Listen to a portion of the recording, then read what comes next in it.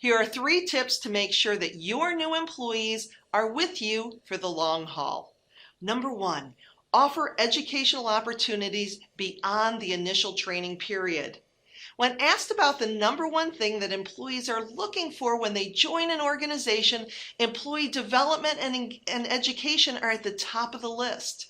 Investing in your employees' professional development helps them feel important and invested in your company.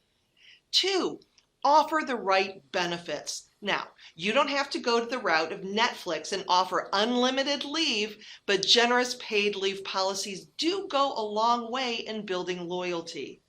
If employees are not provided leave when they need it, or they're forced to return to work because they can't afford unpaid leave, they may become distracted and resentful. And over time, these negative feelings build, and your otherwise satisfied employee may consider taking their skills elsewhere. And 3, be transparent and open. Communicate expectations early and often.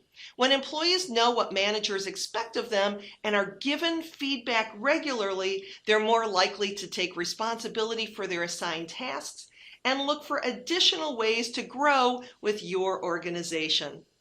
By making your onboarding process a positive experience for the new hire, you increase the odds that they will stay with you.